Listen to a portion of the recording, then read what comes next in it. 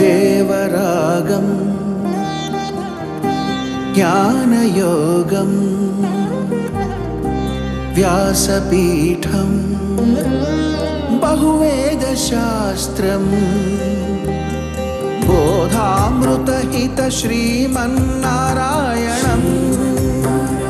శివగౌరీ సంభాషిత సకల పురాణం అష్టాక్షరి పంచాక్షరి మంత్రావరణం అఖిల దేవతా సంస్తుతి పారాయణం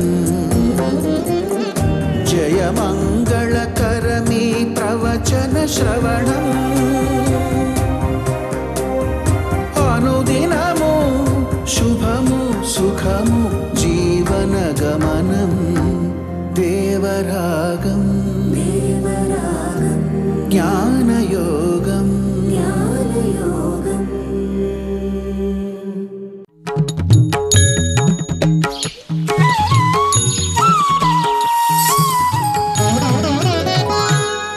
ఆపదామపహర్తారం దాతారం సర్వసంపదాం లోకాభిరామం శ్రీరామం భూయో భూయో నమామ్యహం.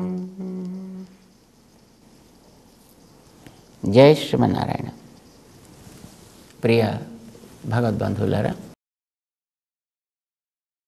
బాగుపడదలిచిన మనిషికి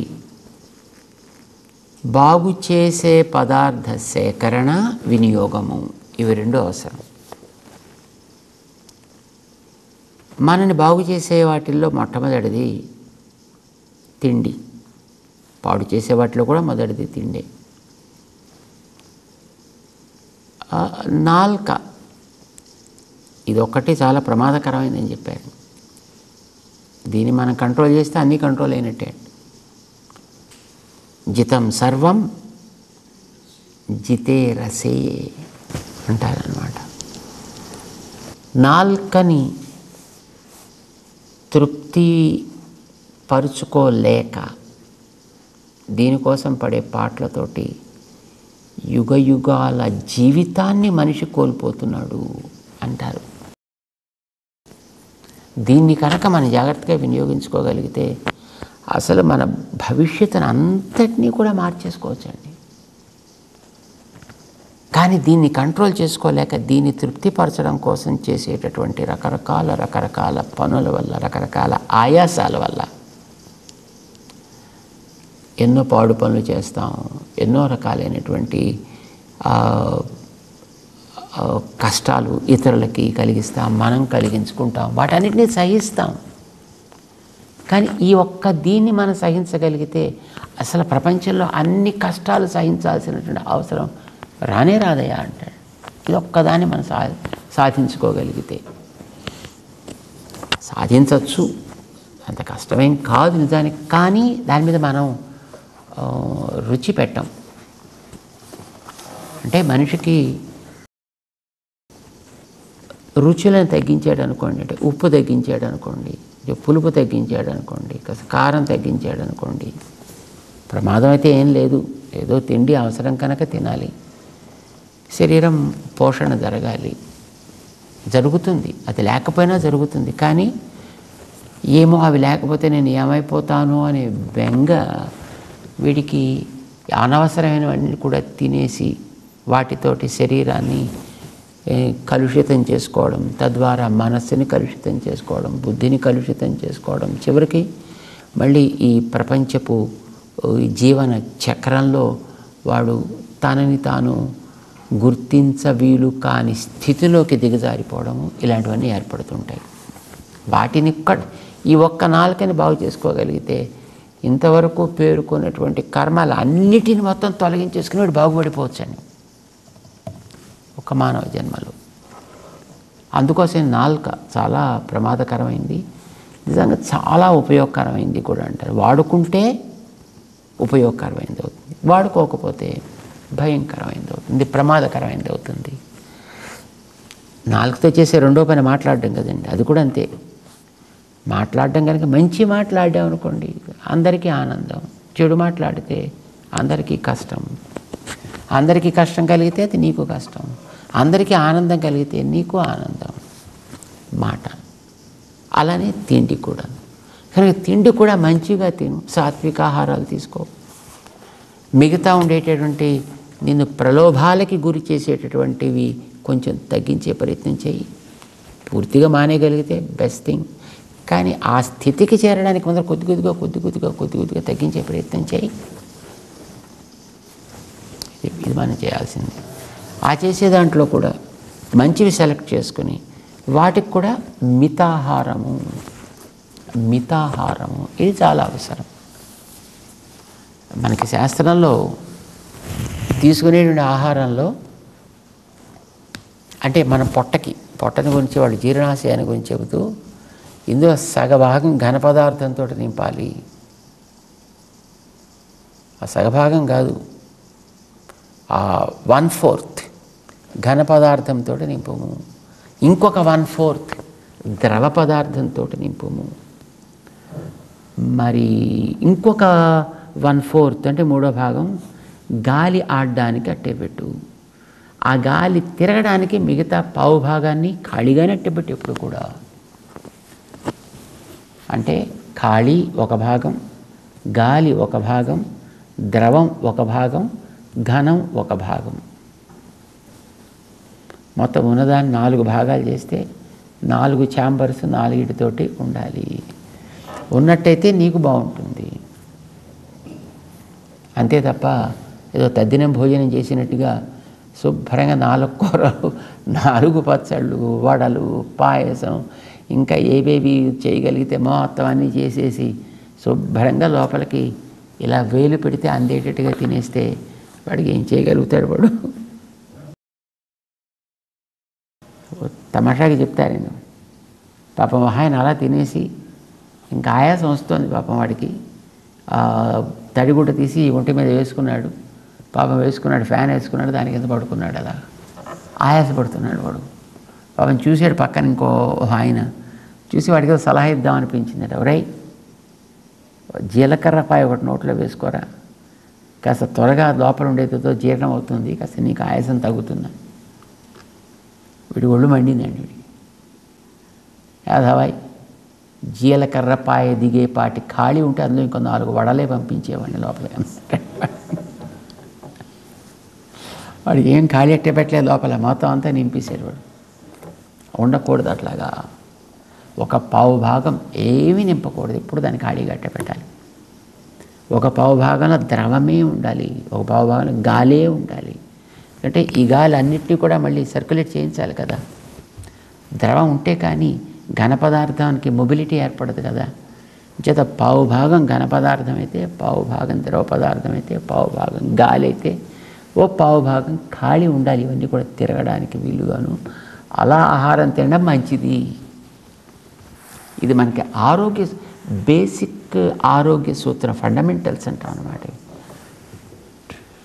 ఇలా ఉండగలిగితే వాడికి దలుచుకున్నటువంటి పనులు ఉపద్రవం లేకుండా చేసుకోగలుగుతాడు, నిరుపద్రవంగా చేసుకోగలుగుతాడు. ఇది మనకి 16వ శ్లోకంలో కృష్ణుడు చెప్పాడు 6వ అధ్యాయంలో. 17వ శ్లోకం కూడా అదే విషయాన్ని కొంచెం ఆయన మళ్ళీ స్పష్టపరుస్తాడు. అయితే ఇంకొంచెం క్లారిటీ వచ్చేట్టుగా చెప్తాడు. మొట్టమొదటి ఏం చెప్పాడు? అతి తిండి వద్దు, అనశనం వద్దు. అనశనం అంటే తిండి మానేయడం, అది కూడా వద్దు. అతి మొద్దు నిద్ర వద్దు, నిద్ర మానేసి ఉంటాను అది కూడా పనికిరాదు, వద్దు. ఇది చెప్పాడు ఆయన. మరి అది వ్యతిరేకంలో చెప్పాడు ఆయన. ఇది వద్దు, అది వద్దు, ఇలా వద్దు, అలా వద్దు చెప్పాడు. మరి ఏది కావాలో కూడా చెప్పాలి కదా. 17వ శ్లోకంలో ఆ మాట చెప్తున్నాడు అన్నమాట. యుక్తాహార విహారస్య యుక్తచేష్టస్య కర్మసు యుక్త స్వప్న అవబోధస్య యోగో భవతి దుఃఖః. దుఃఖం పోగొట్టేది అని అర్థం. క్లేశరహితంగా ఉండేటటువంటి జీవితం సాగాలి మనకి. మన క్లేశాలన్నీ పోవాలంటే ఏం చేయాలి? అన్నిటికీ యుక్త పెట్టాడు. యుక్తం అంటే తగినంత అని అర్థం. Moderate, be moderate in everything. మన వాళ్ళు చిన్నప్పటి నుంచి చెప్పుకునేటువంటి ఒక లోకోక్తి మనందరికీ వచ్చును. అతి సర్వత్రా వర్జయేత్. వాడికి సంస్కృతం రాకపోవచ్చు, కానీ ఇలాంటివి కొన్ని వచ్చి ఉంటాయి. అతి సర్వత్ర వర్జయేత్ అంటే హద్దు మీరి ఏది చేయకయా. మంచి పనైనా హద్దు మీరి చేయకూడదండి.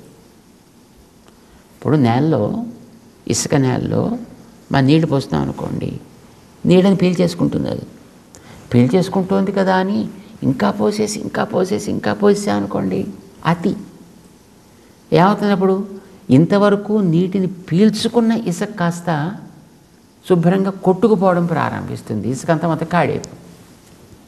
తమాషా చూసారా? పీల్చుకునే యోగ్యత ఉండేటటువంటి అదే స్థాయిలో ఉంటే పీల్చుకుంటుంది, స్థాయి దాటితే తన స్వరూపాన్ని కోల్పోతుంది. నిప్పుని నీరు ఆరుస్తుంది కదా, నీటితోటి నిప్పు మీద వేస్తే ఏమవుతుంది? నిప్పు చల్లారిపోవాలి. కానీ నిప్పు స్థాయిని మించి ఉంటే, నీటికి కంటే మించినటువంటిది నిప్పు ఉందనుకోండి, ఏమవుతుంది? నీరు నిప్పును ఆరుస్తుందా? అందులోకి వెళ్ళి పడగానే శుభ్రంగా మొత్తం ఆ నీటి బిందువులన్నీ ఆవిరైపోతాయి అంతే. అదేమిటండి, నీరు నిప్పుని ఆర్చాలి, కానీ నిప్పు ఎక్కడ నీరుని ఆరుస్తుందా? ఇది తెలివి తక్కువ మాట అంటాను. పాపం వాడికి తెలియదు, వాడికి ప్రపంచమే తెలియదు అని అర్థం.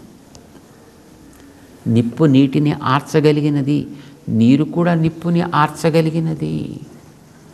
కానీ అది నీరు అధికంగా ఉన్నప్పుడు అది నిప్పుని ఆర్చేస్తుంది.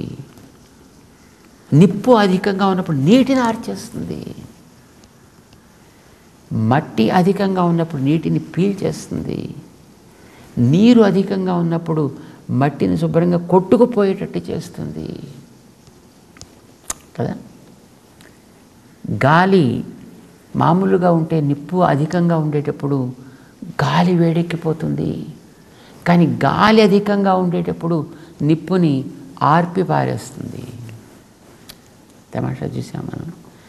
ఏదైనా దాని యొక్క క్రమంలో అది ఉండేటప్పుడు తన ప్రభావాన్ని చూపించగలుగుతుంది తప్ప అది స్థాయికి మించితే తన స్వరూపాన్ని కోల్పోతుంది. ఇది మనం జ్ఞాపకం పెట్టుకోవాల్సింది. అది ఏదైనా కావచ్చు, దీన్ని మనం ఎక్కడైనా అప్లై చేసినా అంతే. ఇప్పుడు లోపల ఉండేటువంటి జఠర అగ్ని అని అంటాం కదా, మన లోపల ఆకలికి పేరు జఠర అగ్ని అంటారు దాన్ని. ఈ జఠరాగ్నికి తగిన మోతాదులో మనం ఆహారాన్ని వేయవలసినంత వేస్తే ఈ ఆహారం జాగ్రత్తగా దాంట్లో పచనం అవుతుంది. డైజెషన్ అంటాం కదా మనం, ఇది పచనం అవుతుంది. అంటే ఆ లోపల ఉండేటువంటి అగ్ని తనలో చేరినటువంటి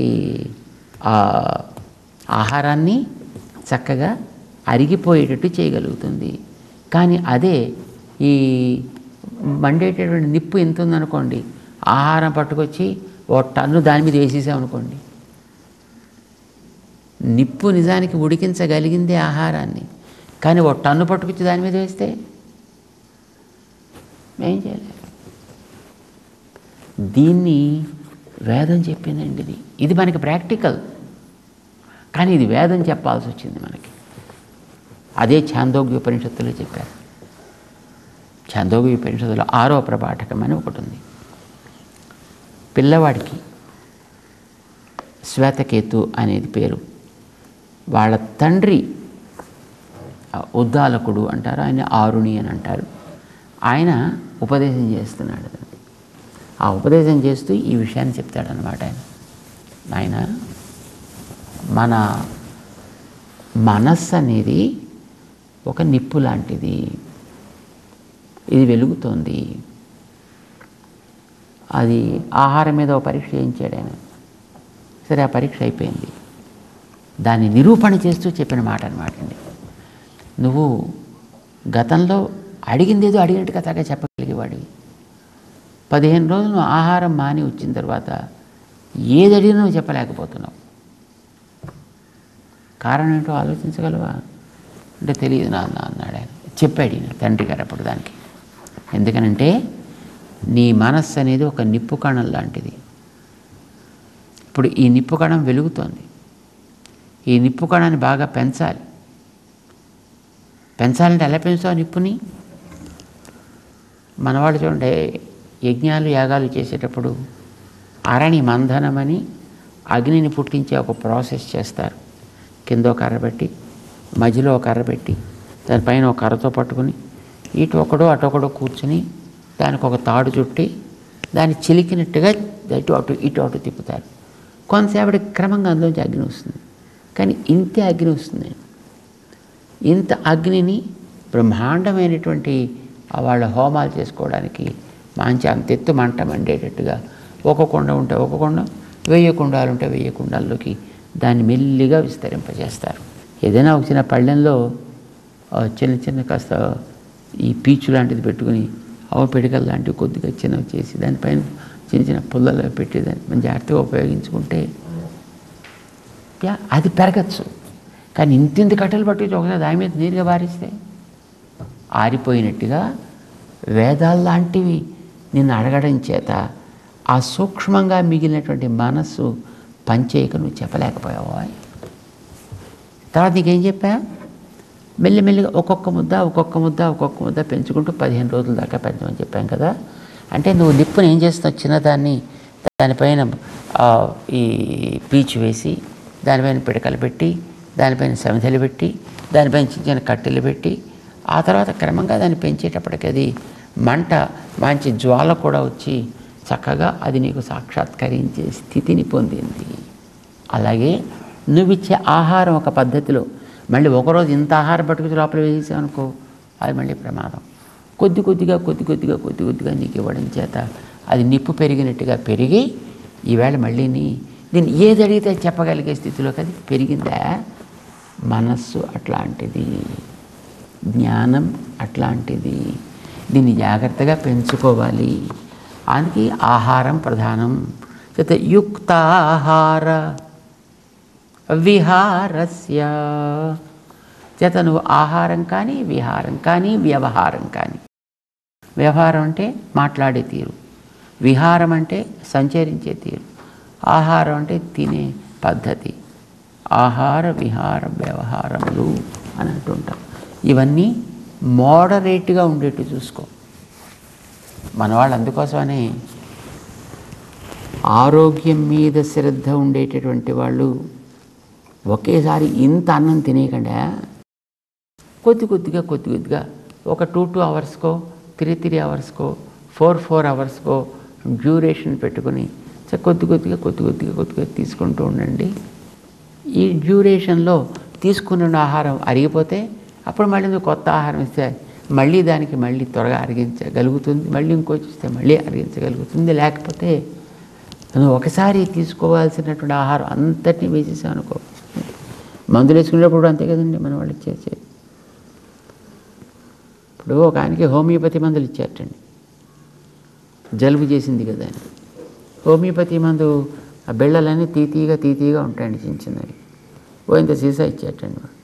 దీన్ని తీసుకెళ్ళి చక్కగా రోజు వేసుకోవా, నువ్వు ఒక వారం రోజులు వేసుకోవాలి, నేను పొద్దున్న 1 డోసు సాయంకాలం 1 డోసు జాగ్రత్తగా వేసుకో అని ఇచ్చేటండి. చూసాడు వాడు. ఒక్కసారి సాయంకాలం మళ్ళీ మర్చిపోయాడు వాడు, రాత్రి ఏదో హడావుడి మర్చిపోయాడు. మర్నాడు పొద్దున మళ్ళీ వీడికి జ్ఞాపకం వచ్చింది. మధ్యాహ్నం ఎవడు జ్ఞాపకం పెట్టుకుంటాడు, ఇప్పుడంటే కూర్చున్నా కనుక జ్ఞాపకం వచ్చింది. మళ్ళీ సాయంకాలం శుభ్రంగా అన్నీ ఒకసారి వేసేసుకున్నాడు. మొత్తం అని ఒకసారి మింగేసాడు అనుకోండి, పనిచేయదు. హోమియో కనుక రియాక్షన్ ఇవ్వదు. కానీ అది ఇతర మందులు అనుకోండి, వారం రోజులు వేసుకోరా అని మందులు మాత్రలు ఇస్తే వాడికి కాస్త తిన్నది బాగా అరిగి జాగ్రత్తగా వాడికి మోషన్ అవ్వడం కోసం మందులు ఇచ్చేయండి డాక్టర్ గారు. శుభ్రంగా వారం రోజులు జాగ్రత్తగా వేసుకోయా అని ఇచ్చాను. వారం రోజులు ఎవడు వేసుకుంటాను, నువ్వు ఒకసారి వేసుకున్నాడు అనుకోండి, మొత్తం లోపల ఉండేవన్నీ శుభ్రంగా క్లీన్ అయిపోయి వాడి లోపల ఉండేటువంటి పేగులు కూడా అది ఉంటాయా పోతాయా అనే స్థితిలోకి వస్తాయి.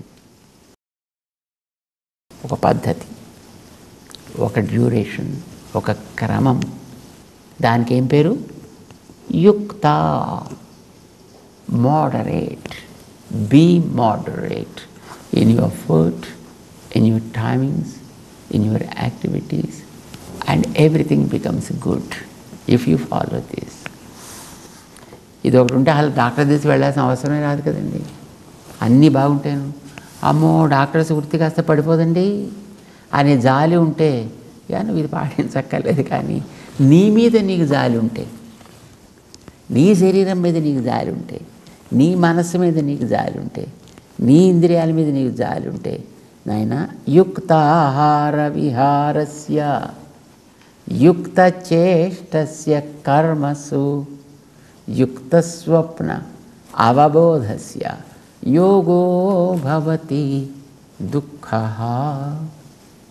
తగినటువంటి ఆహారము, విహార తగినటువంటి తిరుగుళ్ళు, యుక్త చేష్టస్య కర్మసు తను చేసేటటువంటి పనుల్లో కూడా ఎంతెంత చేయాలి, ఎలా ఎప్పుడెప్పుడు చేయాలి, ఏది చేయాలి, వీడని తెలుసుకుని చేయాలి. అందులో కొన్ని నిషిద్ధ కర్మలు ఉంటాయి, కొన్ని కామ్యకర్మలు ఉంటాయి, వాటిని మనం పరిహరించాలి. యోగ్యమైన కర్మలేవో వాటిని మనం స్వీకరించాలి, ఆచరించాలి. యుక్త చేష్టస్య కర్మసు యుక్త స్వప్నావబోధస్య. ఇది కనుక మనం పాటించామనుకోండి, నిద్ర మీద మన కమాండ్ ఉంటుంది. 4ంటికి లేవాలి అంటే అలారం కూడా అప్పుడు అవసరం ఉండదండి. వాడికి అది అభ్యాసం చేస్తే ఆటోమేటిక్గా 4ంటికి అలవాటు, వాడికి మెలకు వచ్చేస్తుంది. అవసరం లేనప్పుడైనా ఆ టైంకి వాడికి మెలకు వస్తుంది. తర్వాత మళ్ళీ పడుకుంటే అది వేరే విషయం కావచ్చు. కానీ వాడికి ఆ సమయానికి ఆ clock of the life will be set as per his wish if he wants it or if he controls the food. ఆహారాన్ని కనుక రెగ్యులరైజ్ చేస్తే అన్నిటినీ మనం రెగ్యులరైజ్ చేసి చేయగలిగినట్లే అన్నమాట.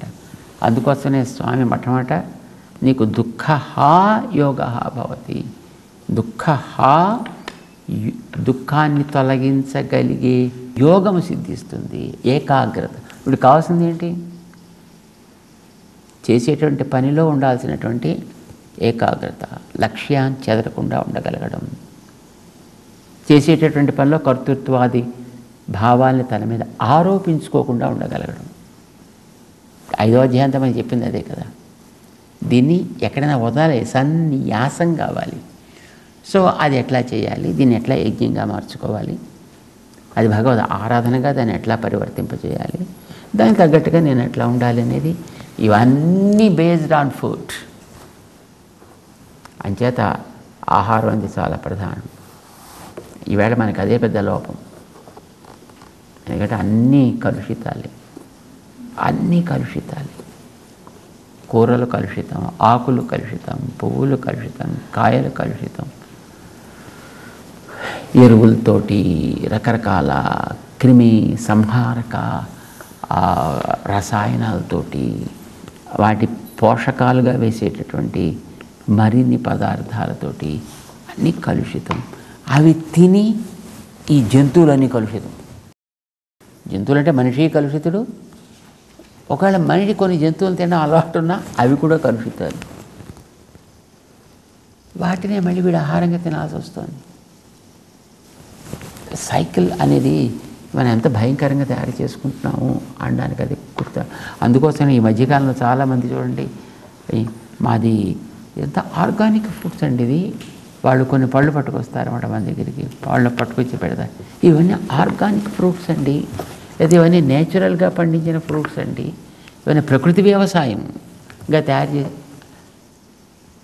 దీన్ని ఎందుకు చెప్పుకోవాల్సి వస్తుంది? నిజానికి చెప్పుకోవడం అవసరం. వ్యవసాయం ప్రకృతిలో కాకపోతే ఎక్కడైనా ఆకాశంలో చేస్తారట, లేకపోతే ఎక్కడైనా స్వర్గలోకంలో చేస్తారా? నిజానికి అలా అవసరం లేని వాటిని చెప్పుకోవాల్సిన దౌర్భాగ్యపు స్థితి ఈవేళ మనం తయారు చేసుకుంటున్నాం. మనిషికి ఉండేటువంటి మానసిక విపరీత ప్రవృత్తి చేత ఇవి తగ్గాలన్నా ఉన్న వాటిల్లో మంచి ఆహారాలు సెలెక్ట్ చేసుకుని తీసుకోండి. యుక్త ఆహార, ఇది మొట్టమొదట మనకి యోగో భవతి, మనకి యోగాన్ని తప్పకుండా కలిగిస్తుంది. దుఃఖ యోగ భవతి, బాధాకరం కానటువంటి యోగం సిద్ధిస్తుంది. దీన్ని మొట్టమొదటి అలవాటు చేసుకోండి అని అంటూ శ్రీకృష్ణుడు ఆహారపు అవసరాన్ని ఆయన రెట్టిస్తూ చెబుతున్నాడు ఆయన ఈ శ్లోకాల్లో. జయ శ్రీమన్నారాయణ.